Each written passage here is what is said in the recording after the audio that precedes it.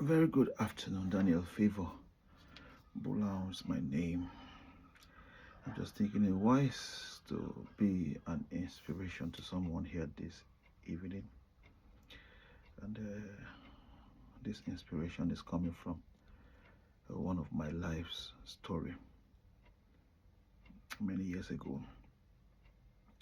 Will I say in quest to look for a better life, or I would say as instructed of God, because truly I was at a time satisfied with where I was. I was not really looking for a better life, in quote. I remember how I struggled to move to Abuja. At the time, I went for administration in a particular church in Abuja, the church that I was serving when I used to be in Abuja, before I moved back to Benue. River Bible Church then. I think the Godhead Church now, the name has changed. So I was serving there and I went there for a program with two of my friends, and my wife was there. And the woman of God looked at me and said, "You, God is telling you to move from Benue to Abuja and you are refusing. The next phase of your life is you will see disgrace if you don't obey these instructions." And I was already seeing traces of this disgrace coming. So when I came back to Benue, immediately I rounded up. Benue was like a comfort zone to me. I loved the place. I was already liking everywhere I could get, to the high, the mighty. I was knowing everybody in the state. So I was kind of comfortable staying there. Then the Lord comes that I should move away to Abuja. So I decided to move to Abuja. And on moving to Abuja, I was not having so much. I had saved some form of money. 100,000 then was a whole lot of money. So it was what I had with me. It was not really complete, but all I could gather, I moved by faith anyway. But by the time I gathered left, right, center, I remember a dear friend of mine, Dr. Jack Uma. The Lord told them to give us, I think, 50,000 added to what we had. So we gathered all we had, and total money we had was about 100,000 naira for the mission. Now I went to look for a house. I knew that God wanted me to be in Lugbe. I remember how he told me to move to Lugbe. That was another dramatic experience. I went to visit a friend in a studio, and I sat in the studio and I was watching straight out the window like an angel of the Lord telling me, he says, "See this side that you are facing? Ask him what the side, what is there." I asked the guy, he said, "It's Lugbe." He said, "That is the side I want you to move." My friend was staying in Nyanya at the time. It was kind of a little bit more comfortable, but then the Lord said Lugbe. So that's how I moved my things to Lugbe to go and look for a house. So on going to look for a house, my dear friend and brother Teddy Kings was already living in Lugbe. So I ran to him and met him and asked him to kind of help me look for a place. And straight away he calls an agent that had a house, a property that they were staying. One person was staying there, so he told me that I will have to merge. I will have to stay. They will give me the parlor and one bedroom and a kitchen. The other guy was staying in the other bedroom, and we're all sharing the parlor, which sounded good because the area was kind of a good area. I loved the area. They used to call it New Site. So I went to New Site, and I was in New Site with Teddy Kings. My wife and my two kids. I had given birth to just Hadassah and Joshua. Hadassah was a little baby. It was still just a few months, I think. Was it up to a year? Then we were staying in the room. Everything seemed to be going on fine. What I was doing there, basically, I had nothing basically to do. I was just waking up, spending I was just trying to settle down. There was nothing really, just had food in the place, nothing really to talk home about. I had left my house in Makurdi in Benue, in my 2-bedroom apartment. The chairs, the mattresses, the television, everything, the curtains. I remember God told me to give the chairs to a particular man of God. I remember how I gave the mattresses out. I couldn't carry those things to Abuja. I remember how I dispatched everything. I remember how I gave my 2 cars out. It was the remaining, the Mercedes Benz that was left with me. I gave the other Ford out. I was having one other B2. I gave it out. It was the Benz that was with me. And I moved to Abuja completely empty, me and my wife. Oh, God bless my wife. My wife, such an encouragement. Yesterday, I was really thinking about one of the greatest things that God has done to me. And one of the greatest things that God has done to me is peace in my family. I have peace in my family, almost uninterrupted. Almost uninterrupted. We laugh almost all the time. We're human beings, so there are some cracks here, but it doesn't stay so long. We laughed almost all the time. So I was appreciating God for my dear wife. That girl, I call her my baby girl, has been a blessing to me. So she followed me. We started staying in that place together. Then it was now to 3 months of our staying in that place when one day we were at home. And while we were at home in the morning, we heard noise in the parlor, people making a lot of noise. There were so many of them. So I stepped out to go find out what was going on. And behold, I saw a lot of security people and some women everywhere that they are from FCDA, that they came to eject us from the house. In fact, before they came, the other guy had wind of the whole thing, so he has moved his things, he has run out, and they didn't have any wind. So that the house that they gave us as rent, it was somebody's house that has left to be sold. So the agent just did what he wanted to do. So it was such an embarrassing. I was a little bit calm, but where it struck me was when they started becoming a little bit very serious. Before I could say Jack, the guys were dismantling the windows, the nets. No, there were no nets on those windows, so we had to put them. They were dismantling the nets, breaking out the things, taking our things and dropping them outside through the window. Some other persons were collecting the things through the window. They didn't give us any time to breathe. I had a little baby. I had my wife.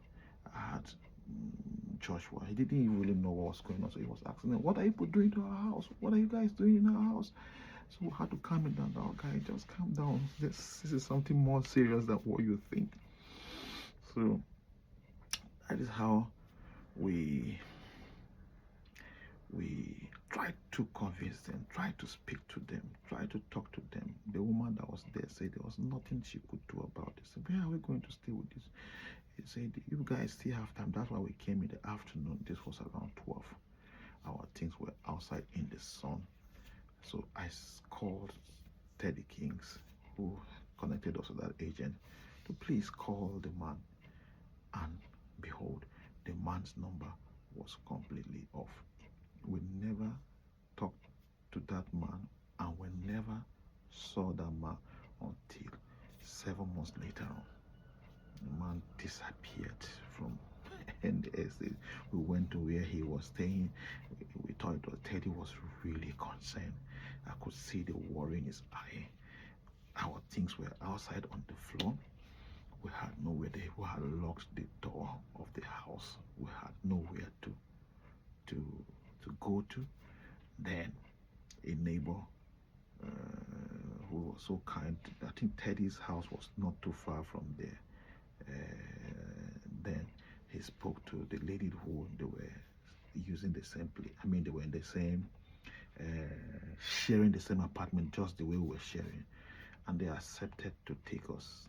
That is how we took our things. And I took my things and I put them in the parlor of that lady. Most of the remaining things were in the car. The basic things I needed were in the car. And she just arranged a corner of the parlor. We just dropped a few things that were there. And the next day, I had to quickly find a way to arrange my wife. That night, I remember two of us slept in the car. We just laid the seat of the car and I slept inside the car. And the next day, my wife quickly brought a suggestion that was such a beautiful suggestion. Said she wanted to go to her sister's place. Let her, it was weekend, let her go and spend weekend with her. And that is how she went for weekend. And the sister did not know, the sister that was staying in Kubwa, she did not know that my wife was, that weekend was a distress weekend. My wife never mentioned it to her. My wife is a good woman. Went with the kids and just decided, she said she decided to just serve her. So while she was serving her, the sister kept saying, stay small now, never knowing that she was in a mess. So this stay small was a blessing. So she calls me and said, the sister said she should stay small, while I was thinking of what next to do. The sister said she should stay small.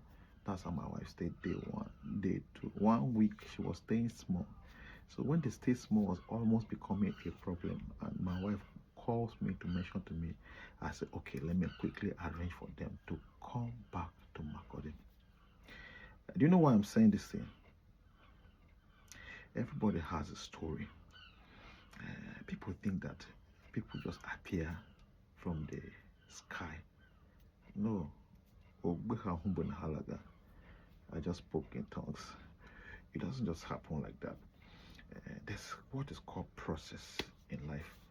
And I've discovered that as you grow in life, you keep going through a lot of processes. And it's the process, these are the things that makes a man.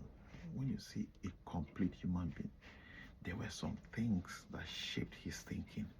There were some things that gave him resilience.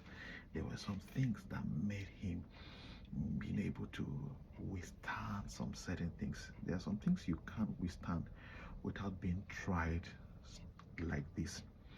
And the reason why we stand some things we see it, but you are still calm. Somebody will not understand. They feel that you just develop the calmness overnight. No, you have been through some things.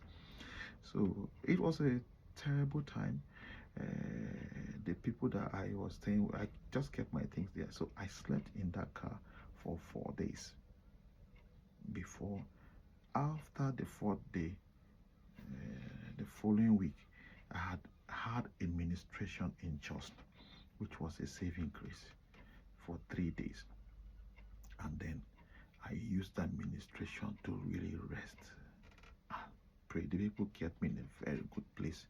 I still went to the administration with my friends, 30, Gabriel, me, I think one other person went for the administration.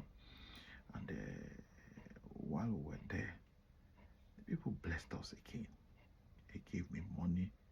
I remember how much, I can't remember exactly how much they gave to me. I remember that I shared everything. I only had money for fuel in my car because I knew the money was not enough. It was just a seed. So I quickly just shared completely all the monies with them. And we came back to Abuja and I faced another form of reality again. And it was while we were here in Jos, my wife moved to Benue to now go and stay with my brother and the wife for at least about 2 months. People didn't know. It was just quiet. We were just playing around. I didn't even call my father, but my brother is a very close friend to me. So I called him, I explained everything to him. That was the only person that had an idea of what was going on and why my wife had to come and stay. You know, in life, there are some times in life you need to re-strategize. Don't get tired because things are not working the way you plan. just wakes up and gets it straight like that. I think we just need to wear some form of resilience in anything we're doing.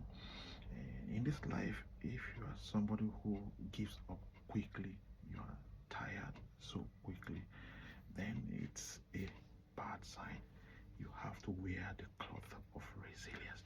You have to wear that that cloth, that thick skin. It is the thick skin that makes you keep pressing through and making your way through. So I'm here this evening to encourage someone. It doesn't matter how or where you are, the step of life you are at this point in time. I want you to know that every great man had some of these ups and downs, and it was the ability to press his way through that made those things work well. Stand firm, press your way through. Don't be the type that gives up very easily because of a small pain. No, pain is only supposed to wake you up and tell you that there's something wrong. You should do something about it. It was becoming one level of frustration to one level. Things were just moving very small, at a small pace while I was in Abuja there. I woke up one day and I told myself that no, at the pace things are going, if I continue like this, at old age, I will still be in this struggle. And I made up my mind. In the next phase of this video, I'll be telling you how I made up my mind. It was a strong mind making up. So one day, the day you discover, the day it becomes, this yoke becomes too much on your body, you will break it off. If it's you are still playing like see if it's okay, you are in pain, this one, no. Pain will make you to wake up. If you are in pain, you just don't sit down and be romancing pain. No, pain is a sign that you need to give that stuff attention. Yeah, I gave it attention and I came out of it. And I will tell you maybe the next phase of this video.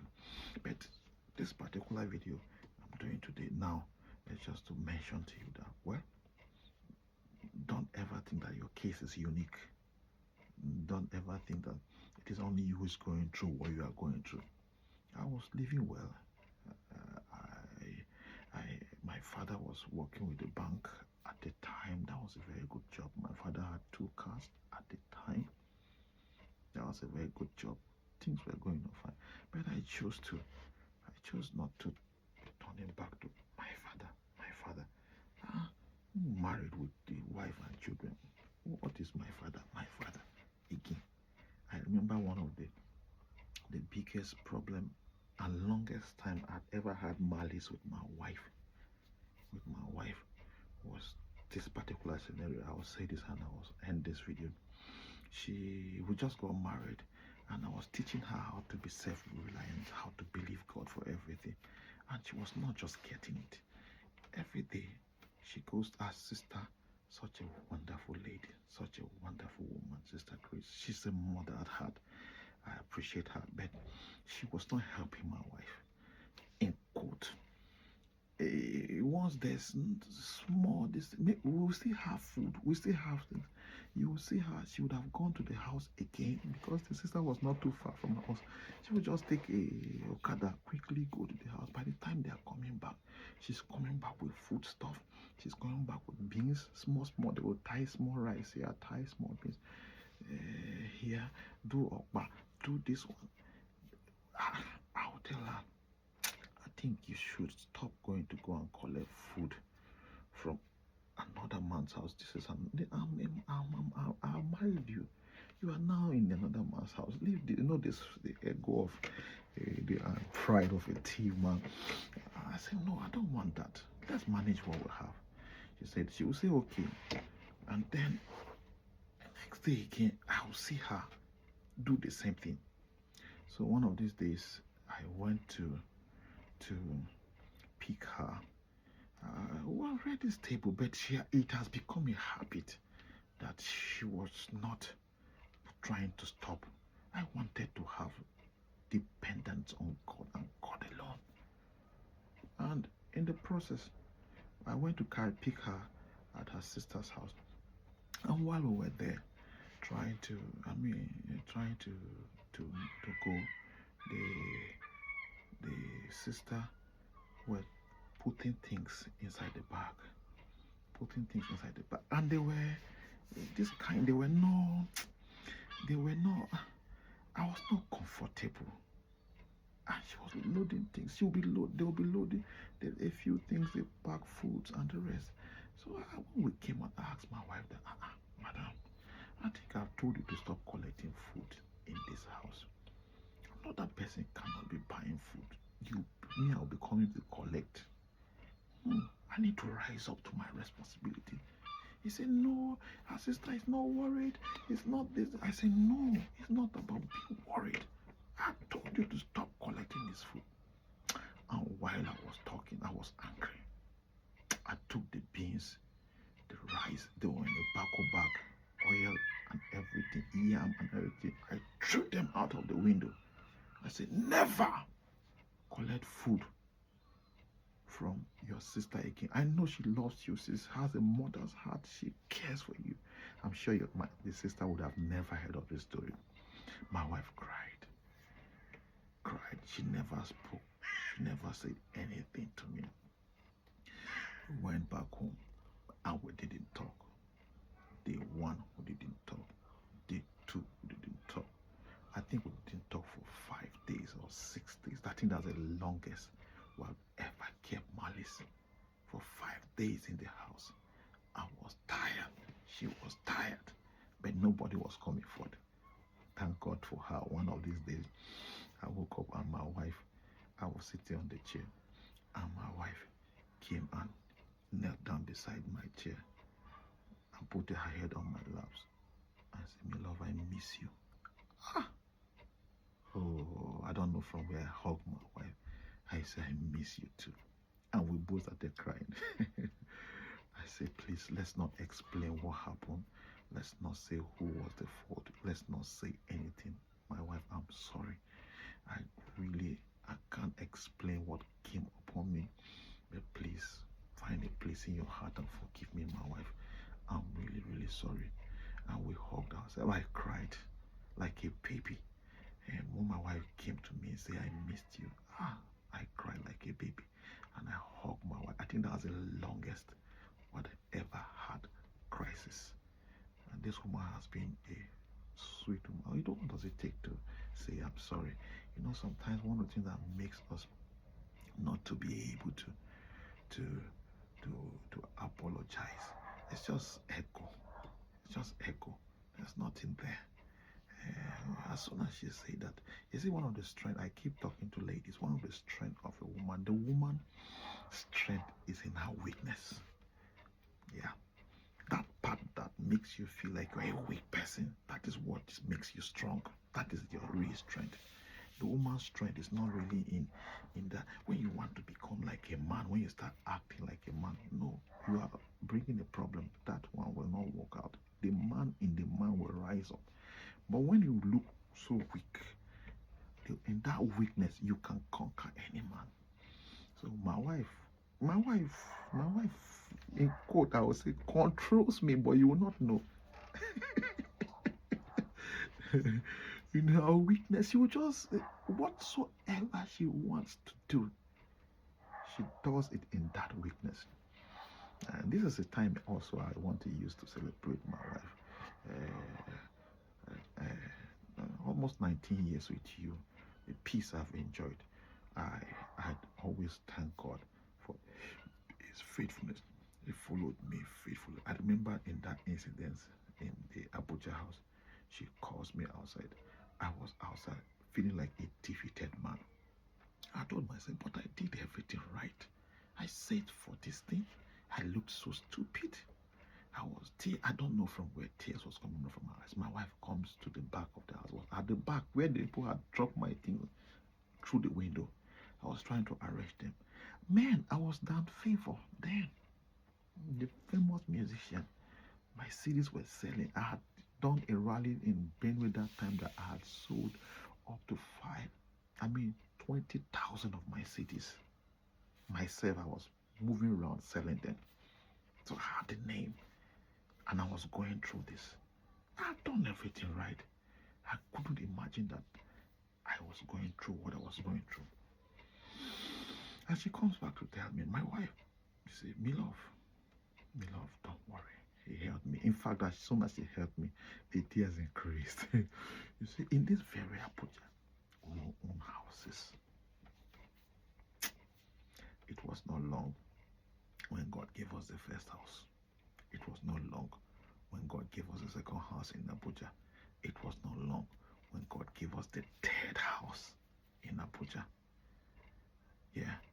At the point I had to wait, even trying to get one more. At the point I told her, why are we getting houses for in Abuja? Let's invest in other things. Let's be of a blessing to people. I don't believe in accumulating, having houses everywhere. That has never been my philosophy. Just to be acquiring properties and keeping everywhere. That's not been me. Yeah, and that's why I had to say no to this next house. We're almost getting another one. So before I left for the UK, God gave us those houses. And I want to use this time to really, really appreciate my wife again. You have been such a lovely woman. You have been such an encouragement. You have been such a blessing to me and to the body of Christ. But the main reason for this video is just to strengthen somebody. Wherever you are, at the position you are now, try to press on. Never give up because things are not going the way you planned it. And the Bible says, many are the thoughts and the plans of the heart, but it's the counsel of the Lord that will stand. So everything concerning what God has said about this word will stand. So don't ever think that it's your plans that must go the way you're thinking. Sometimes the plans can be beautiful, but it will not marry up. My dear, keep pressing on. Keep hanging on. You are not the only person who has been through what you are going through. You know, some of the things I do. I was talking to my younger brother a few days ago, and I was telling him how I had checked where I was living, and I discovered that the place was too expensive for me. But I calculated 1 million. I was living in the house of about 1 million, and I checked how much I could bring in a month, and it was not adding up. And I was telling myself, are you not overstretching yourself? Why would you stay in the house of 1 million when you cannot raise this money? Man, I moved from that house. It was a 3-bedroom in Sector F. I looked for another 3-bedroom around the same area, but the smaller one, which was 520 or thereabout. And I moved there so that I will not be over just spent. You know, some of these things we do them. God makes you to pass through them so that tomorrow you can tell the next generation. Sometimes people feel that you are just talking. No, you are not just talking. These are the things you went through. You build resilience. You build some form of energy through these things. So whenever you are going through this thing, that is process happening. Don't get tired. If you abort process, my dear, so you are aborting something very important. So process should not be ignored. Don't ignore process. Pay attention to that thing called process. Don't ever think that you are just going through something that should not have been there.